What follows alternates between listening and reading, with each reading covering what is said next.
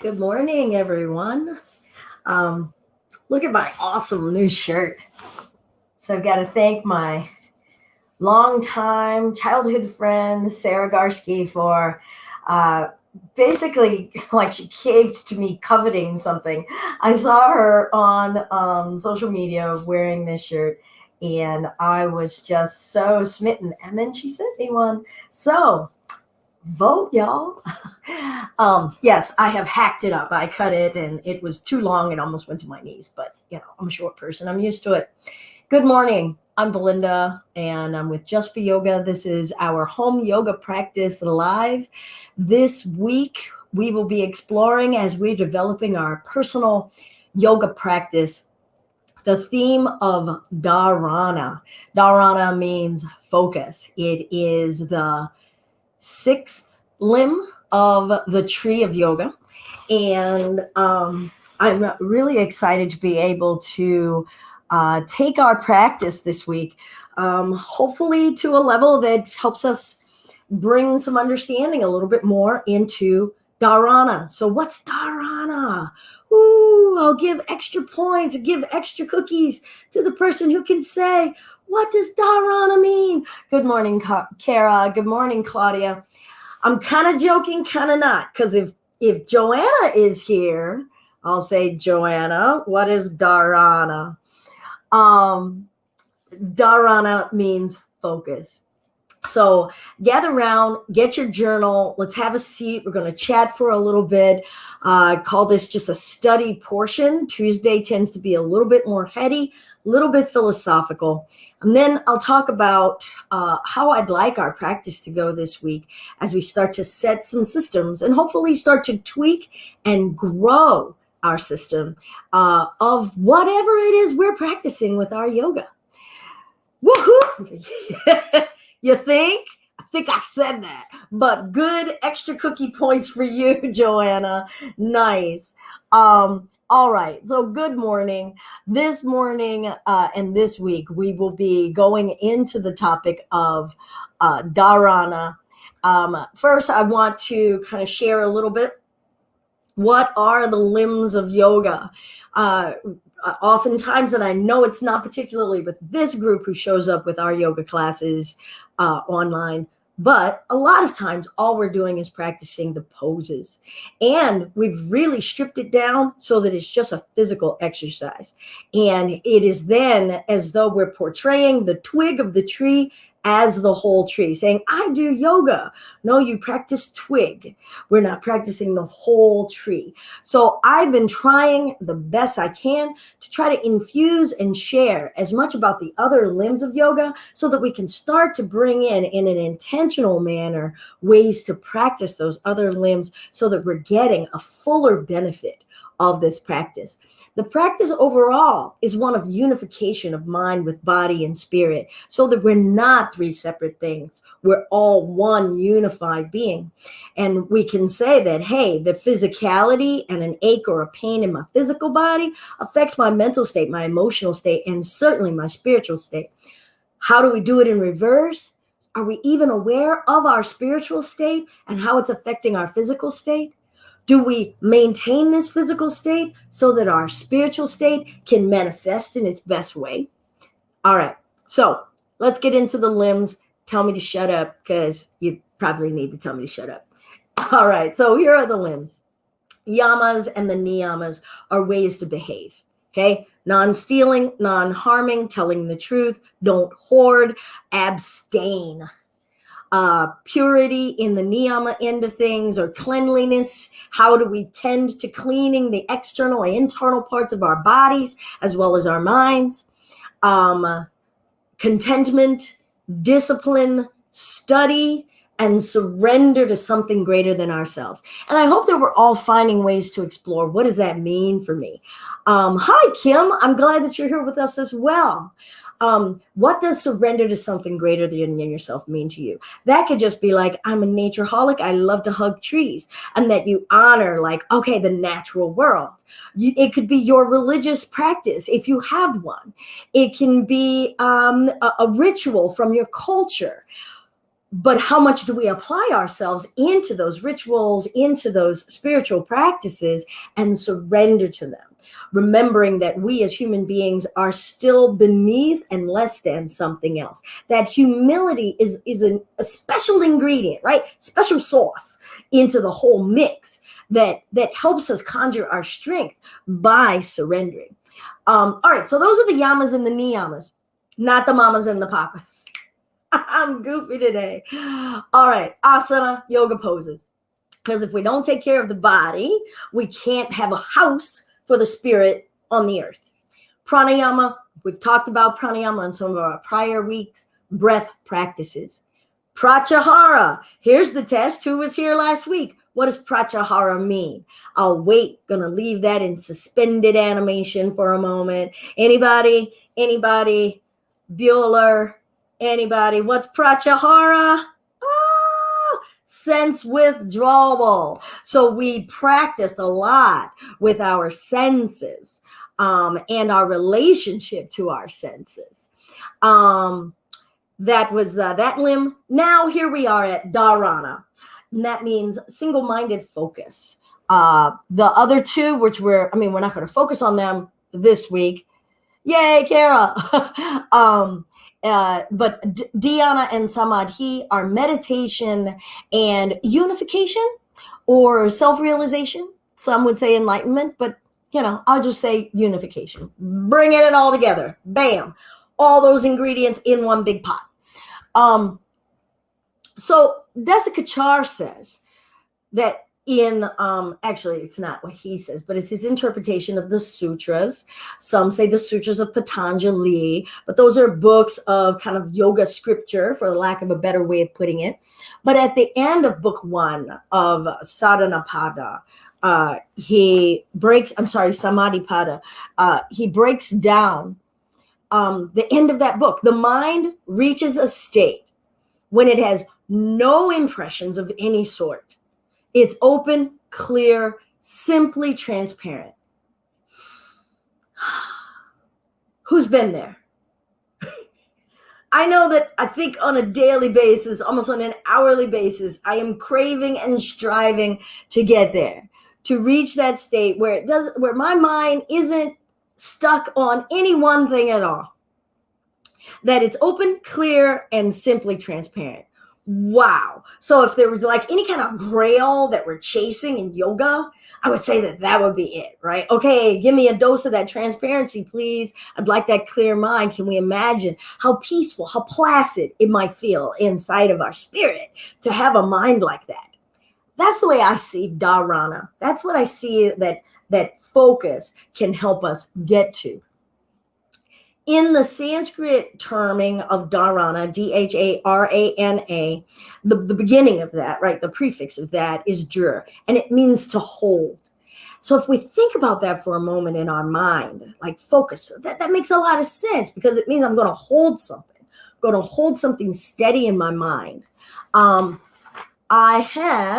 And let's see here, I was going to read for you just one little bit from Desikachar. Please feel free to type anything in if you have any questions, any thoughts about focus. I'm going to just read a short paragraph here about Dharana, and then we're going to go into a few exercises that we're going to do today, and then poses that we'll do today, and suggestions for your journal and suggestions around ritual. Please don't let me forget that. Write that down, pester me a little bit because I might forget, but ritual. Okay. Dharana. I don't have my glasses, so hang on. This was poor planning on my part. I clearly wasn't focused. The essential idea in the concept of dharana is holding the concentration of focus of attention in one direction. The example that he wants to give is that traditionally used to explain dharana is, imagine a large reservoir of water used by farmers for watering their fields. There are channels leading away from the reservoir in different directions. If the farmer has dug all the channels the same depth, the water runs equally in all directions. But if one channel is deeper than the others, more water flows through it. This is what happens in Dharana. We create the conditions for the mind to focus its attention in one direction instead of going out in many different directions. You know, that falsehood that we believe about multitasking. Deep contemplation and reflection can create the right conditions, and the focus on this one point that we have chosen becomes more intense.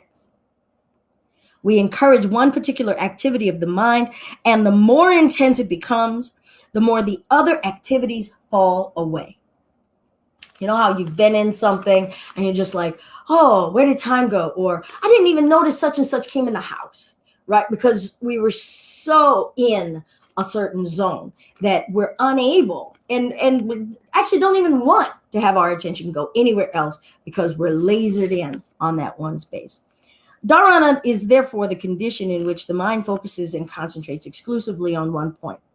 This point could be anything at all, but it is always just a single object. Dharana is only one step away from dhyana, meditation. So we're not going to get into the meditation aspect. We're just going to stay on Dharana because Dharana, we have to spend a lot of time training, right? The herd of horses in our mind to do one thing instead of all of them going off into separate directions and, entertaining themselves. All right. So if you're just joining, we've been developing a personal practice that's based on a little bit of structure. Having a plan, have a journal with you, having a plan, setting an amount of time, doing your practice and observing it, and then looking at your guidance. I would say that this bit of reading is a bit of that dose of guidance, that instruction, whether it's from a person, one single teacher, or whether it's from a book, trying to keep that consistent and following it all the way through.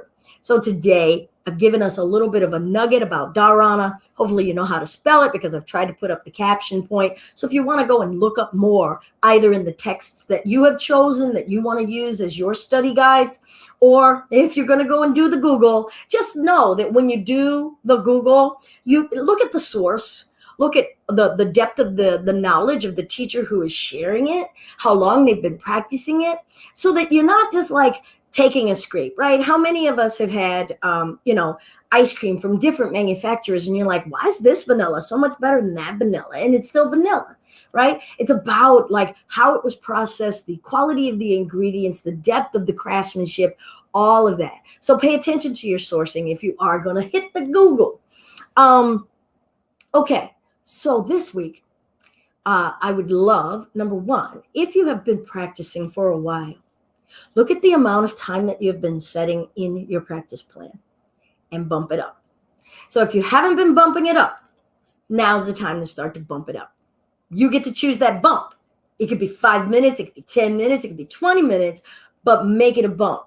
Make it a bump that you know that you feel that pushes you to a new level. Because if you give yourself a new edge, it actually will task the mind to pay attention more. When we keep things the same all the time, we'll get into rote. And rote is great because it creates a habit and it creates that return of the habitual familiarity, kind of makes you want to come back because you know the parameters. But we can end up not really paying attention and focusing when we're just doing things offhandedly, haphazardly, because it's just off the top of our head where our attention isn't there. Last time you got in your car, do you remember exactly when your foot hit the gas pedal? Do you remember exactly when your hand touched the gear level to move you from park to reverse? Do you remember hearing the snap or the click of the seatbelt? Do you remember whether you looked left or right when you backed up? You probably didn't, because those things are all just going on and on. You might actually be remembering a conversation you were having at that moment more than those rote behaviors.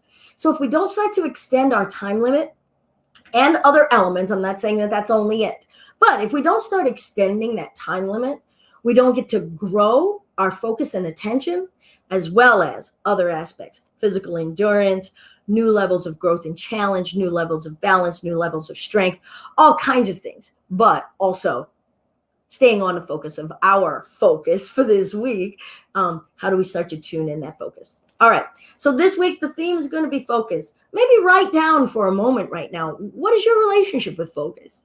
Do you feel like you focus when you're coming into your yoga practice? Can you do it on your own? Are you getting better at that? If you have been coming to the home yoga practice lives, or do you really just feel like you need somebody to tell you left foot, right foot, bend here, straighten there? What does focus mean for you? How are you getting focus out of your yoga practice? What is it that you would like to improve about your focus? What do you think focus could do for you? Focus means so many things to so many different levels of our lives. So it's good to start to kind of back it up, slow it down, give it some thought. What do you want to hold in your mind and in your heart? And then if we scan over the content of day after day and say, well, if this is what was important, where did I actually put my attention? Then we can start to put our efforts toward what we really believe where our attention needs to go. All right, so look at your plan, got a little bit about the time. We're going to now get into the observing of our practice. So what are we going to practice this week? First thing I'm going to do is I want to share a bit about a candle gazing meditation. All right, so I'm going to bring in some meditative elements, some specific poses that we're going to work this week, all within the context of, yep, tomorrow is power. Thursday's going to be introducing some new levels and new edges to our practice, but still within those poses. And then Friday is going to be our basics, our fundamentals of those postures. So the first meditation, and it's not really a meditation at all, right? It's a Dharana practice or a Dharana exercise because it's giving us focus. But we've really used this word meditation in our 21st century Googleability world as almost anything that's quiet. We say everything is a meditation, and now we've actually diminished its value. But let's, for the practice, for the point of our yoga practice, keep our distinction of Dharana from Dhyana. So candle light, candle flame. If you can have a candle flame. I'm not going to light anything right now. Maybe I'll use... No, that sucks. All right, you guys can imagine a flame. And you'll see here that I also wrote, or a grain of rice. So I've got here is a little dish that's usually on my altar, and I went and brought it into the room. And I have a whole bunch of grains of rice in here. You can take a grain of rice and place it at eye level out in front of you and let your eyes focus there. Grain of rice meditation is really nice on the eyes. It's not as intense as staring into a flame because the light of the flame can actually, after a while, fatigue your retina, your cornea, the middle of your eyeball. But it also dances and moves, and so it alleviates some of that focus on the eyes because it gives it something that's moving and changing and lets the eyes move. The grain of rice, however, doesn't move, but it's a simple, small item that doesn't create much strain on the eyes and lets the mind not have to have much strain as well. You'll also notice that I said, okay, if you don't want to go rummaging around in your kitchen, you could do a gemstone, something to focus on. I'm going to give you the pros and cons of a gemstone. And I don't know how much you guys can see it. I'm actually going to get up and bring this on over here. So hopefully you can see that it has lots of nooks and crannies, some areas that are clear, some areas that are more cloudy and white or opaque. There are lines inside of it, edges. And then, of course, when light hits it, you can end up with all kinds of color spectrum, right? So here's the pro. You've got a single item. I won't even see the computer screen behind this. I don't see, curtains over here or anything like that. I'm going to stay here. Here's the thing that can be distracting if you're trying to work on focus. All of those nooks and crannies and crevices and changes in color that I was talking about, they can end up getting us lost into an imaginary world. So this is fine as you want to start, But let's say if you start to do more of a single-minded focus meditations, that you can say, you know what, I'm going to get a solid colored item that doesn't have nooks and crannies so that I can just look at that. And then maybe eventually you could have a bean. It could be a kidney bean. It could be a pinto bean, maybe a lentil, because that's a little more uniform. Kidney beans still have so much shape that the brain can run with that, something to play with. Or just a single grain of rice. So we're going to start today with a Dharana focus exercise. So if you've got a moment, run, go get yourself a grain of rice, go get a candle, get it all set up, right? Or a gemstone. And then we'll find a point to sit. You could sit with your back up against the wall. You could sit free form if you like. I prefer us not to be lying down trying to do this focus. You're just going to go to sleep. I'm just going to be honest. Plus, where would you put your item, right? If you were lying down, where's the candle going to be so that you could see it without turning the neck, blah, blah, blah. So find a way of sitting that makes you comfortable. I'm going to sit upright. And I'm going to go with my grain of rice.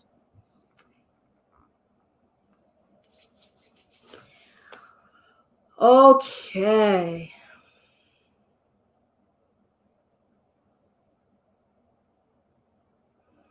So let's make ourselves comfortable. Maybe you're sitting on a cushion. You've got your back set up. Check out your lighting. Actually, now would be a good time. Thanks for the reminder. Oh, yay. About ritual. And the reason I bring this up right now is partially because I just gave a workshop class yesterday. And I was really trying to emphasize a little bit about the importance of ritual. I don't really feel as though I did as great of a job. So maybe in some ways today I'm feeling like I'm doing a little bit of a do-over. The benefit of creating a ritual, doing something the same way that you set up ceremoniously as you come into your practice, it helps your focus. It does keep your mind on your intention. Why am I coming here?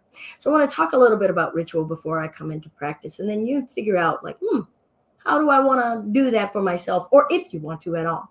So most of the time, if I'm either beginning a meditative practice or my yoga practice, I will light, this is actually a green Tara incense stick.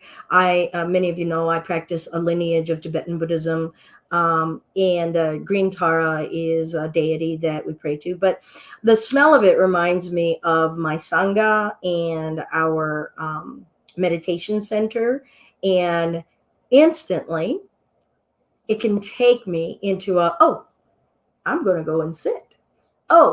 I'm going to come into quiet mind. I don't like to burn things just because, it smells nice. Okay. I like to have intention about what it is I'm burning, whether I'm burning a piece of frankincense for a certain prayer, whether I'm burning a bit of Palo Santo for a ritual. And then, as I've said, like this green Tara, I have other kinds of incense. But the point of whatever it is that you're burning, will it take your mind and set your spirit ready for whatever it is you are intending? I always burn something. I always do a prostration. Again, that's because of my spiritual practice, but it brings me back into, my body, my speech, and my mind. I am coming into this practice wholeheartedly with this intention.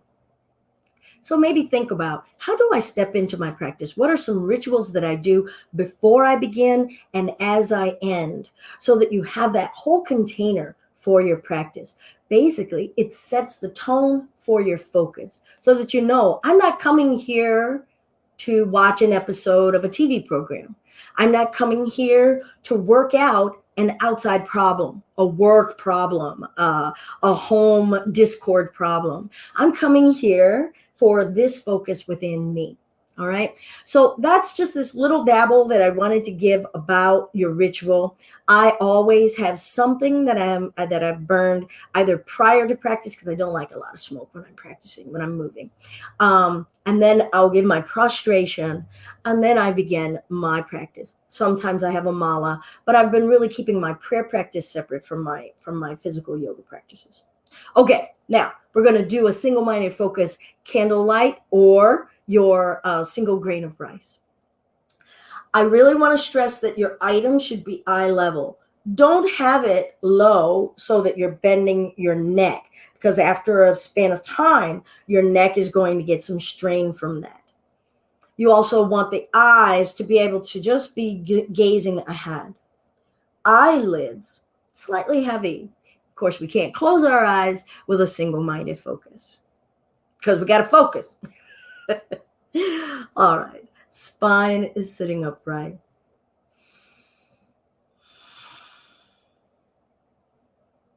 Let the volume and sound of my words start to drift away. And allow your eyes to start to settle. Notice any fidgeting where it doesn't want to stay right on whatever the item is. Allow for it to gradually settle.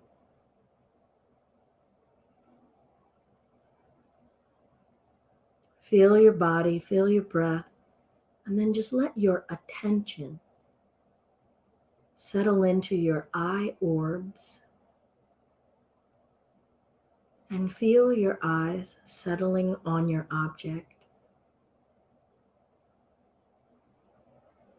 Notice everything you can about your mind as your eyes settle on your object.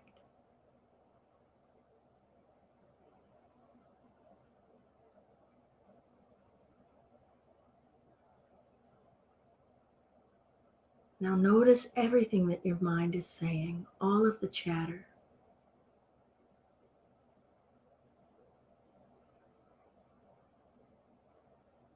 Maybe it's noticing shadow and light and shape.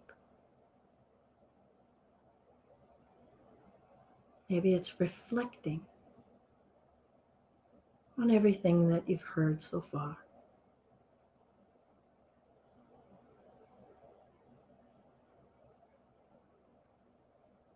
Maybe it's in your physical body, your back, your arms, your neck, your breath.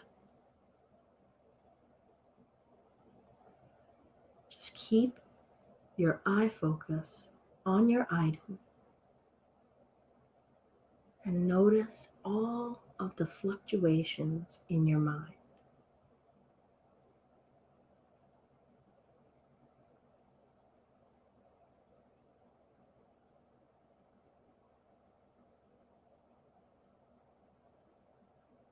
Now notice all that you can about your item.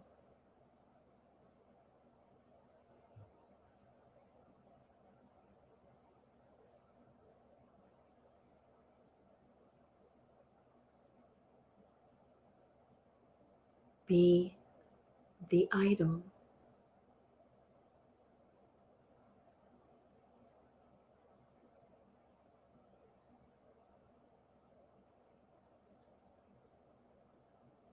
The outside, the inside.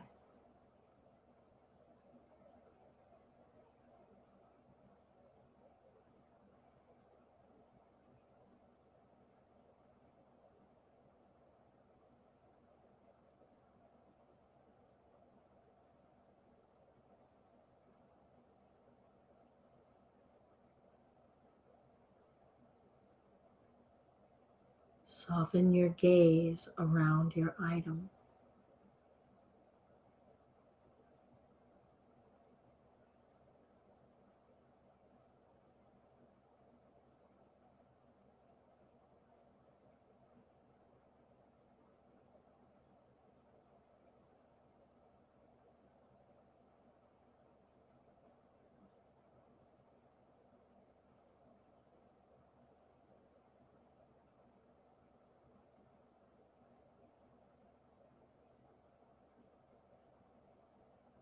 See the essence of the item.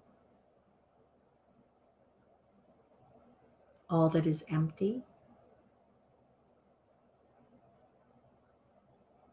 and all that is abundant, substantial.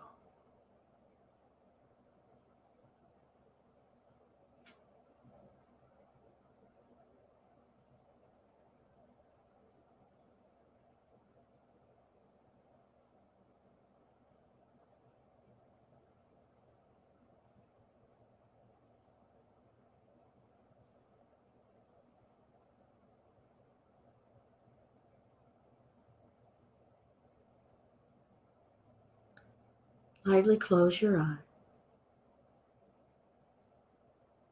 Notice your awareness right now. What are you aware of?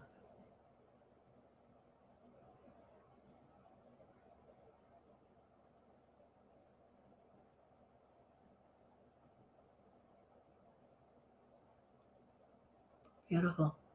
We'll bring our hands to the heart center. If you wish to join, we'll do a single Om. Deep inhale.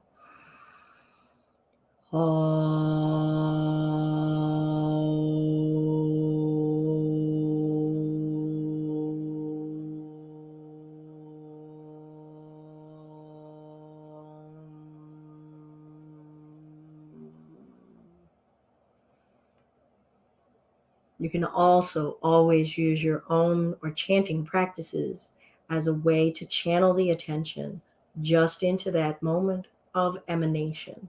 Single Om I like, as opposed to chants that are like, Om Bhurbu Vasvahas Tatsavitur Varengyam. It's a whole bunch of words, right? Okay, so the first practice in our focus is the candlelight meditation. And maybe an Om at the end. Maybe write down what you observed in your candlelight meditation. It could be so like all over the place from, oh man, my mind was like looking at the crags and the nooks and crannies in the thing, or my mind was going, this is dumb, this is dumb, this is dumb, to my mind was like, oh, I've got a cramp in my left foot. Am I allowed to move? Or, oh my God, I saw the beginning of all existence inside of that grain of rice. Who knows what you're going to write? But hopefully we'll eventually start to notice, ooh, here's when my mind quieted and was just there. And what does just there feel like? And wow, I could observe all of the swirlings of all of my other thoughts. And hey, it's really cool to feel my ability to bring myself over here, away from over there. All right. Now this week we're going to focus on 4 poses to help us work on focus. All right. So one of them is going to be Warrior 3. Now there are going to be elements of that about different stages of how to get there, but that's where the leg is extended back while we're standing and one leg is extended straight back. Your hands could be to prayer, your hands could be on a block, or maybe we're lengthening forward. That's just one. Plank will be another. An arm balance posture. Haven't thought about what it's going to be yet, but something in which we are in our hands, as well as a twist. And I think that the twist is going to be Matsyendrasana.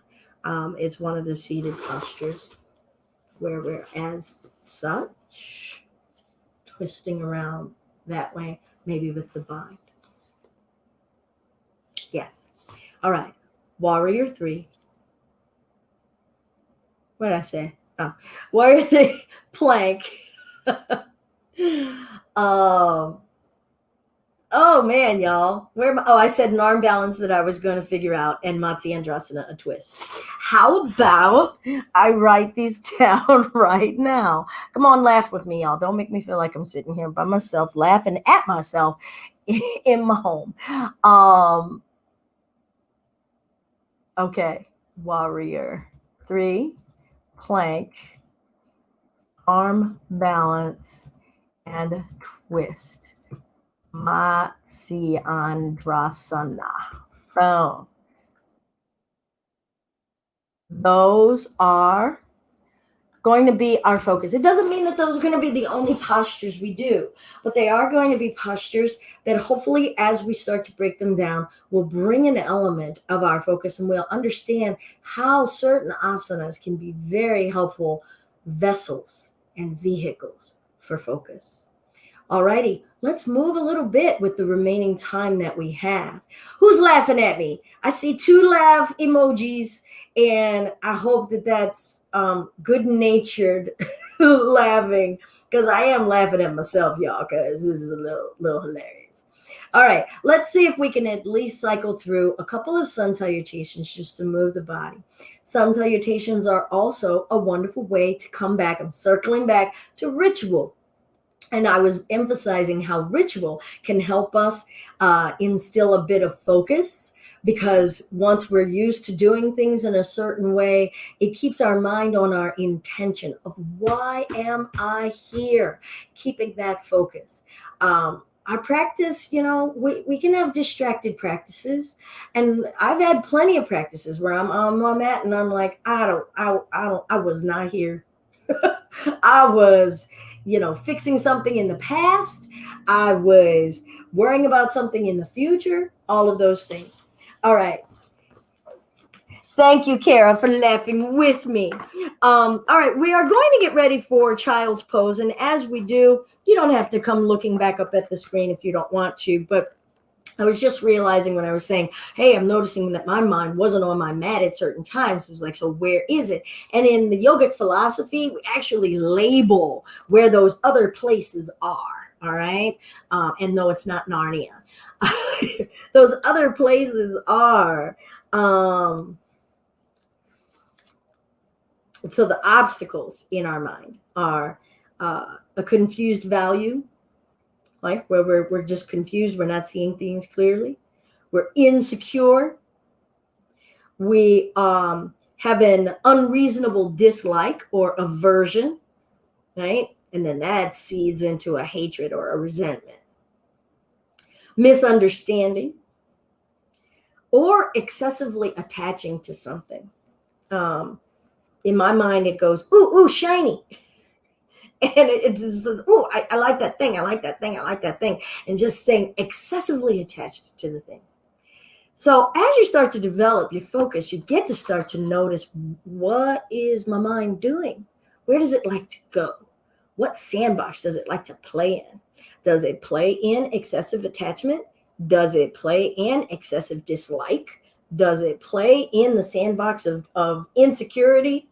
Mine does. All right. So I set that out there. Don't sit and hyper focus on it. Let it just disappear. You could always hit this on replay and or take notes on it at another time. Let's feel some movement and come into our child's pose.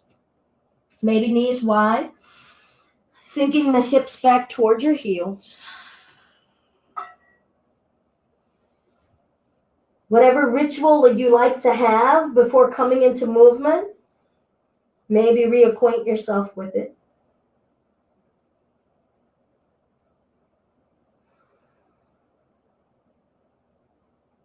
Be the body.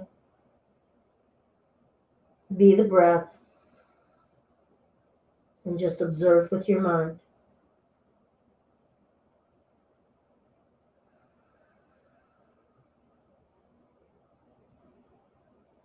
Let's practice lengthening and experience length through the arms, the armpits, the shoulders, the chest. Apply yourself to feeling lengthening in your chest. Apply your attention to just being in your skin on your mat at this moment in time. Let's breathe in as we come forward to hands and knees. Tuck the toes, lift your hips down, dog. Breathe in, tilt the tailbone up. Breathe out as you make your way up to the top of the mat, maybe bringing a knee down and gradually making your way up. Breathe in, half flat back, lifting the chest. Exhale, lower the upper body down. Breathe in as we rise. Breathe out as we bend and fold forward. Breathe in, lengthen your spinal column. Breathe out, stepping back to plank, lowering your body down. I'm no longer going to give the breath cues. Lift the chest, offering gently for cobra. Downward facing dog, extending upper body forward, bottom body downward. Looking up, stepping the feet up. Feel your feet come in contact with the earth. What is that experience? Lengthening the belly and the chest, letting the upper body fall forward. Bend the knees, sink the butt back, wrap your arms behind the knees and pull and feel the resistance in your skin, your bones, your flesh. and then fold the body forward. Breathe and lift the chest up. Step the right foot back, back foot flat. Rise upward. Don't rush. Accept your body moving how it moves. Bringing your hands to the earth, feel that contact. Step the right foot up. Step the left foot back. Feel bending and straight areas, firm areas, and fluid areas as you rise. Lifting your torso, feel all of the elements, the earth beneath you, the sky above you. Hands down, stepping to plank and lower down. What did we notice about the arms, belly, organs as we went? Chest lifts, downward facing dog. Be in your skin, be in your flesh on your mat. Looking forward, stepping, walking. Notice what you notice about that transference. Half flat back, forward fold, rising all the way up. Gentle side bend. What are we noticing in our skin, in our flesh? Lifting up. Conduct your energy up somewhere in your body. Feel up in that location. Exhale over. Feel down in some location of your body. Lifting ourselves back and taking it forward. Lift the chest halfway. Let's step to plank. Choose your type of plank. Knees can be down. Now feel the line of energy growing from the top of your head, pulling parallel from the earth forward. Push your heels back. Direct the line at the back of your hamstrings, the back of your kneecap, the back of your calves, the back of your Achilles tendon into your heel. Feel it as a rope extending your heels back, pulling your head forward. Feel that entire solid line along your whole spinal column, lengthening. Now feel yourselves applying your arms downward. Feel the hug of solidity around the arms. They can't be a wet noodle. They have to be your scaffolding. Feel the fleshy part of your scaffolding. Feel the front of the belly of the lengthening.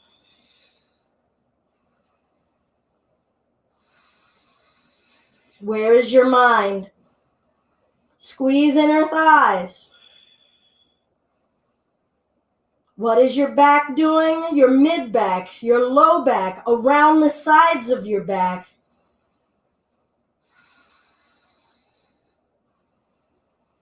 Lift the hips up, down dog.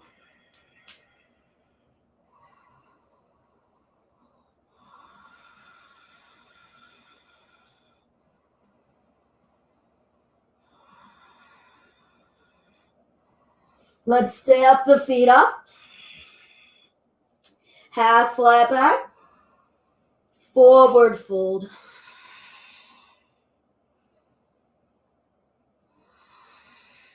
Just be in your body. Just be in the breath. Be in this moment. And lift ourselves up. Hands to prayer. We're going to position ourselves to get ready for Warrior 3. Some of you are going to want to have a chair out in front of you or a block. I am going to start this posture from standing, not from that forward bent position, just lifting the leg back. So make a choice. Your hands could be here. We're going to be lifting the left leg up and back. I am going to press the heel down, extension through the leg, keeping that leg solid as I'm driving it back. Remember that long line of energy we were talking about in the plank. Draw it now through the heel, lifting up through the top of the head, pulling the line of the top of the head down and forward as the line of the back of the left heel is drawing back. Be in the line of the right heel pressing down. And observe everything. Force nothing. Your hands could be behind you. Your hands could be at prayer. They could be on your block. Maybe you're extending your arms forward. Hold your attention in all the things. What does your chest do? What does the top part of the right thigh do? The mid part of the right thigh. How can we use and conduct the energy in the left leg?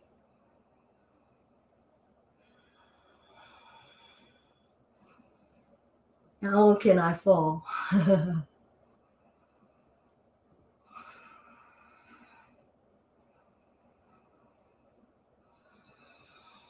Bringing the chest back up. Drive the left heel down. Arrive in your mountain from wherever you are. Feel all of the energies that are dissipating, strain and release of muscle. What does breath energy feel like? What does muscular energy feel like? What does mental energy feel like? Reposition, hands down, either to the floor or the block, or from standing. Drive the right heel down as it lifts off the earth. Solid, strong, rigid. Chest forward. Lengthening that heel up and back. Feel your torso unsupported and suspended above the earth. Feel all of the muscles wrapping around you doing this task. Observe all that you can about what is going on. No goal, no expectation.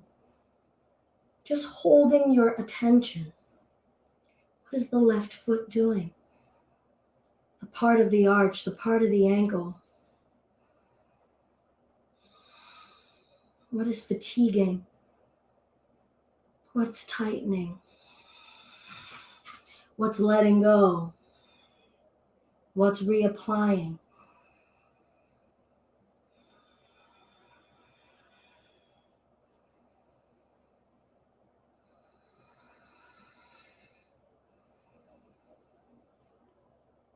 Bringing ourselves back up.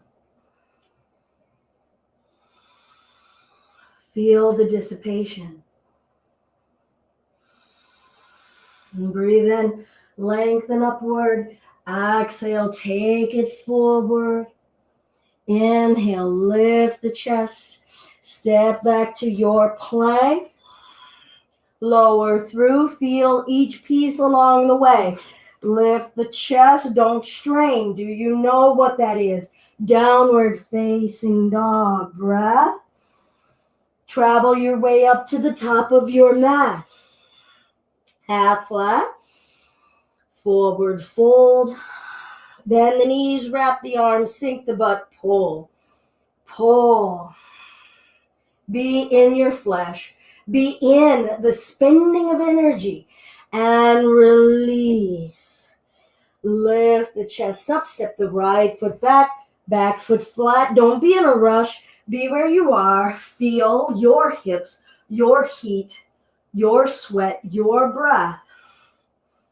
This is your human existence in this moment. Hands down, feeling, interpreting, stepping the right foot up, trading it out, left foot back. Coming up, warrior one. Excuse me. Hands down, step to plank and hold.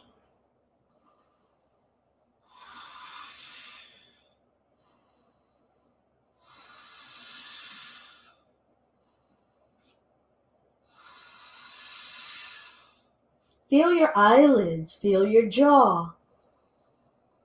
Find different points and just hold that focus. What is going on? Line of energy through the heels, line of energy through the top of the head.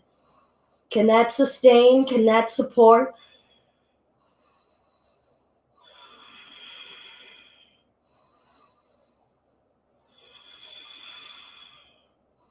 Lift the hips up and back, down, dog. What's lengthening? What's releasing?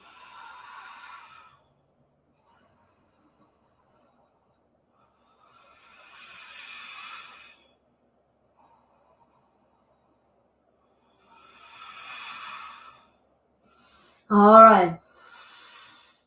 Let's walk the hands back to the feet. Feel your hands being your new legs and feet. Walk the hands forward to down dog. Walk it back and forth. Feel the process. Rely on these arms as legs. Step and walk with intention. Step and walk, and back and forth. All right, for some of you, you may want to position yourselves near an open wall. Others of you can stay where you are in the middle of the room. I'm going to come closer to the wall and demonstrate both. So let's do that again. If you've come near a wall, fingertips about 10 inches or so away from the wall, 10 to 12. And let's just walk it back again. Ask yourself, am I letting the arms support me, or did I ask my legs to? We'll walk forward, and then we'll walk it back one more time. When we come back, place the palms flat. Let the head release. Stand for all intents and purposes in these arms, and come onto your tippy toes. Put as much weight into your arms as you can. And release. All right. Some of you can tell where we're going. And if you're wanting to go there, bring the feet to the hands closer to the wall. We're going to do the same thing. Others of you, if you want to stay back and never, ever, ever intend to want to go upside down, just stay at the back of your mat. All right, all of us, place the weight into the arms. Feel that focus. Feel them becoming what we are standing in. Look up and lift the tippy toes. How high can you lift your hips? Not just the arches of your feet. How much and how high? What does it feel like? Ask your butt to lift you.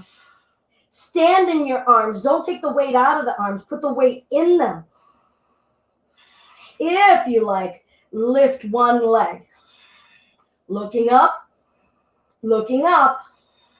Switch other legs. Weight in the arms. Feel what's changing. Looking up. Bring those legs down. Let's come down to a squat. Sitting up. Stay on the tippy toes. Feel your perspective. Be in the toes. How much surface is on the earth supporting us? Very little. It's less than even when we had our hands being our support. Let that focus be, this is the area that is holding me. What are they doing? What are the pinky toes doing? Middle toe, can you feel them? Use the image of that single-minded focus meditation we did and try to laser yourself to those middle toes. What are they doing? What's the middle of the foot doing? Look at it. What is going on? What are all the details you can notice? Notice where the mind wants to run to, distracted or attached. One more time. Hands down, straighten the legs. All right, those of you who are at the back of your mat, stay there, maybe just coming on the tippy toes, looking up. For those who are close to the wall and wish to, you could just lift a leg and play with alternating legs. If you wish to, arms have to be straight and firm, looking up. I walked my feet back a bit, bent my knees, butt is up. And I'm going to just bounce up. Maybe your toes are touching the wall. Breathe. Stand in the arms, everyone. Grow taller in those arm legs.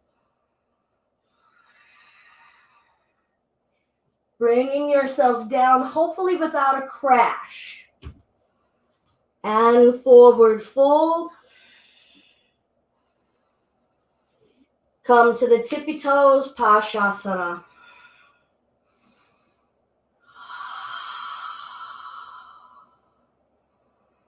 You are in your flesh, you are in your bones, you are in your skin, you are on your mat with your intention for your practice.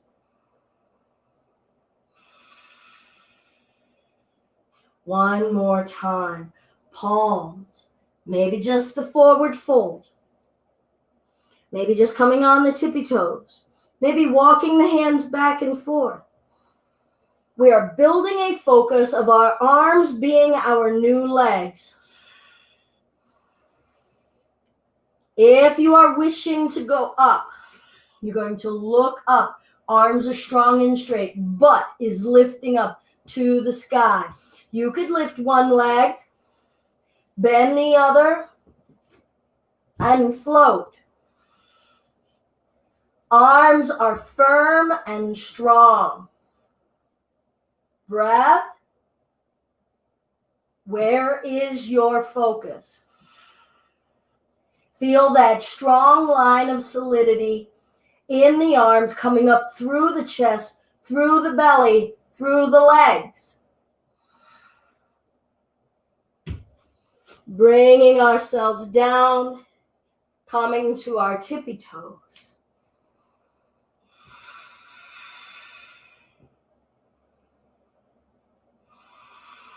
And let's bring ourselves down to a seated space. I said we would do Matsyendrasana. I think I'm going to start us off with just a Marichiyasana because of the because of the expense of time so far. So let's sit upright. Got one knee bent. This is my right leg. Feel all of the energy of where we have been in our bodies, energetically, mentally.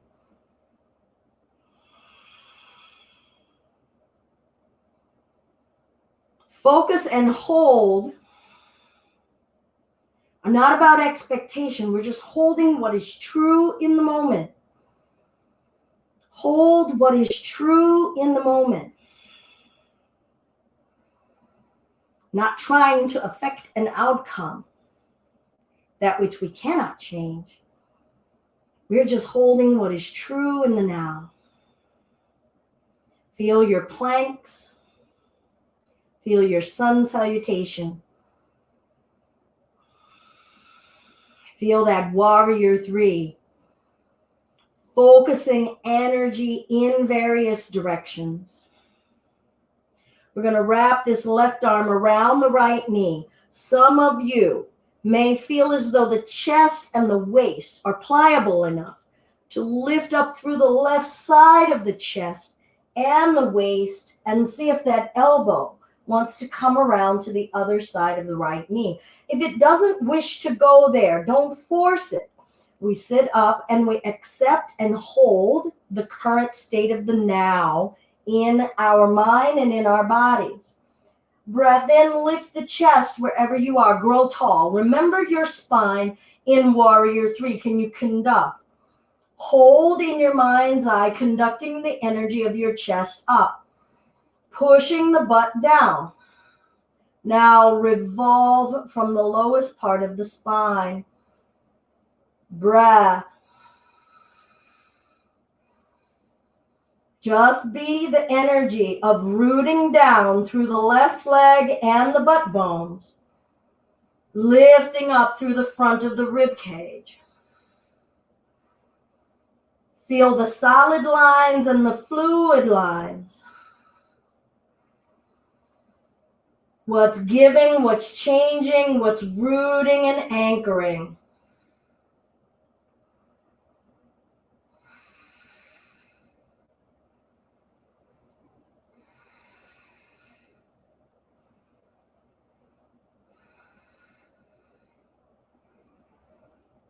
Be mindful that you're not pushing an expectation.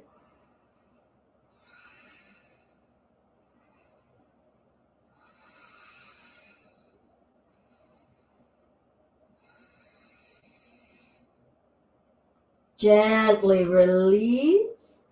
Let's go ahead and drop that right knee open. Little bit of a reverse twist in the other direction. And then let the upper body come forward over Janu Sirsasana. Top of the head. Feel the line of energy in your spine. Pull it like a tight cord, long and forward. What is the intention of the energy you are conducting? What does it feel like to occupy that shape of energy in our bodies, in our minds?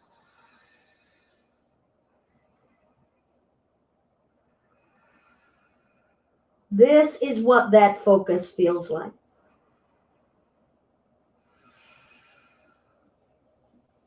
We'll bring ourselves up and just get ready to switch. So I'm going to lengthen my right leg out and I'll bring this left foot in. Let's find this nice sitting upright. Pay attention to that spine. Up, up, not rounding and caving. Up, up. Does the intention of our up result in a strain or forcing? Can you conduct your energy without it being aggressive? Ahimsa, kindness.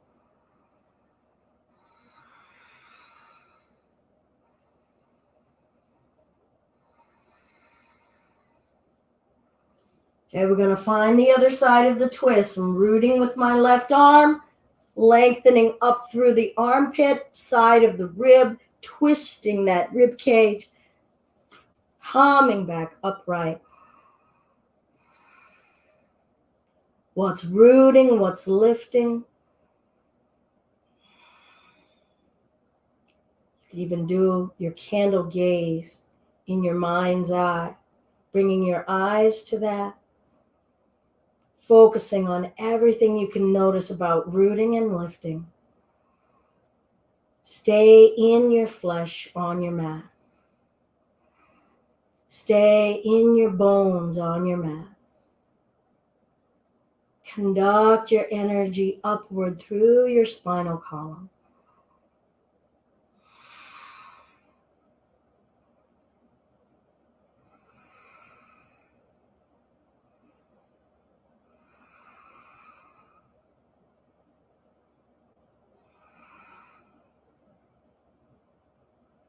And let's gently release. Let that left knee fall open. Remember what I said about your plan and your amount of time. Maybe that amount of time needs to be extended for you. Okay, this is just our Tuesday, just getting started. So maybe if you'll time it out and just say, I probably could have done 10 more breaths. Let that be the litmus for the rest of your week as your practice goes. And hold that focus and stay and observe. Let's give a gentle twist. And come forward.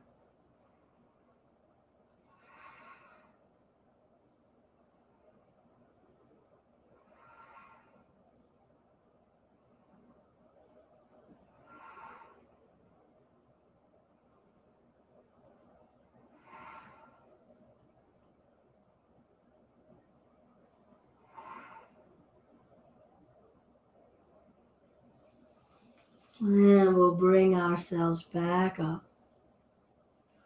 Go ahead and get your item that you used for your single-minded focus. I'm going to go ahead and use the gemstone. And I am going to light just another of that Tara meditation incense for myself. Remember, I said that my rituals help me remain focused on the focus and intention of my practice. Position yourselves for that dharana, for that focus meditation. Letting go of muscle tension, trusting that the flesh can relax around your bones. Eyelids heavy, eyes softly resting on your item.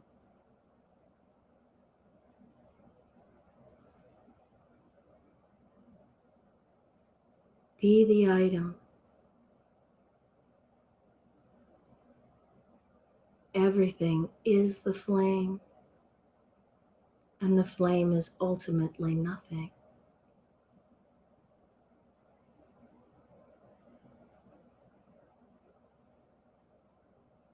All is within the grain of rice.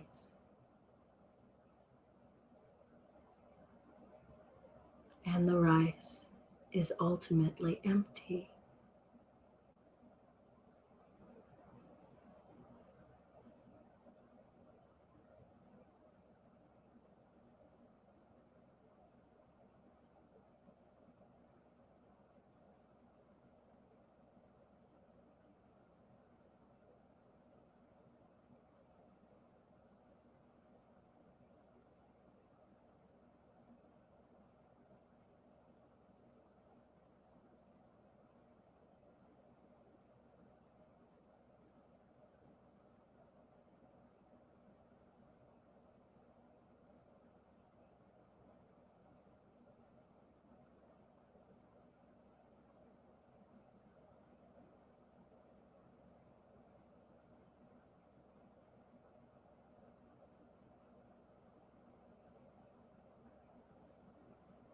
Lightly close the eye. Feel your breath. Feel your skin. Let your awareness expand from within to your immediate surrounding.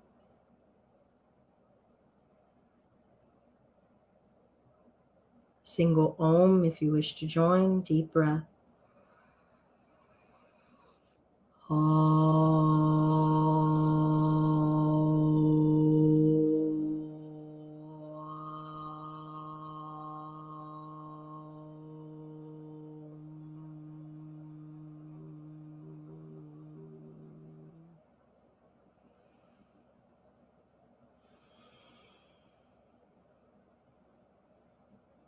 Hands to the heart center if you wish to join. All that is love and kindness in me is deeply grateful for all of the love and kindness that's within you, that you share and walk in the world. Namaste. Thank you all for joining for practice today. I'm going to stick around for a little bit. I'm Belinda. This has been Just Be Yoga and our home yoga practice this week with the theme of Dharana, or single-minded focus. Went through what the 8 limbs are just as a quick little reminder, and then talked about what focus is. Read a little bit of a reading from TKV, Jessica Jar, and Heart of Yoga. And then we went through a single-minded focus exercise or candle gazing meditation. And then we had 4 postures that we're going to work this week within our yoga practice plan of Warrior 3, this is the big test here, Warrior 3, Plank, and Arm Balance, which ended up being Urdhva Mukha Svanasana, handstand, as well as the last being a twist. We didn't get to Matsyendrasana today. We did Marichyasana A. All righty. Hi, Janelle. Good to see you. Thank you for joining. Hi, Kim. Wonderful. So for those of you who have been following along and developing your own practice plan, go ahead and add into your journal this week.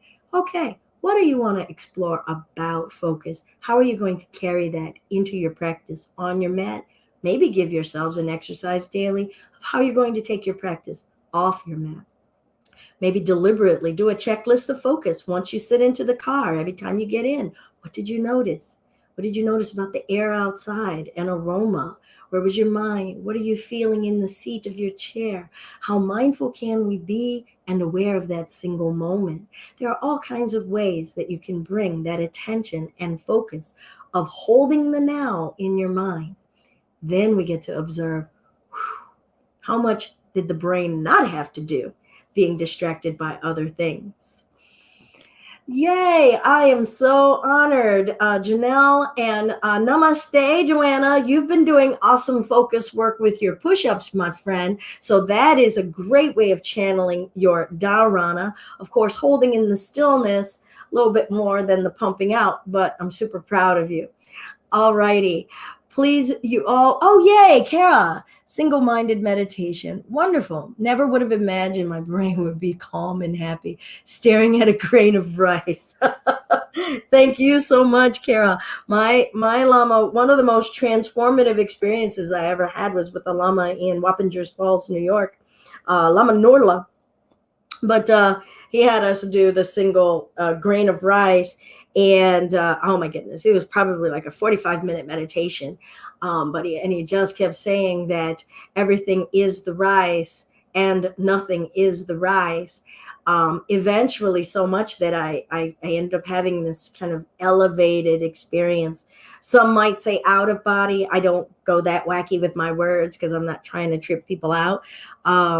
But getting into the depth of the universe, being able to be born out of a single grain of rice, as well as the ultimate emptiness and impermanence of a single grain of rice. I love rice as the meditation.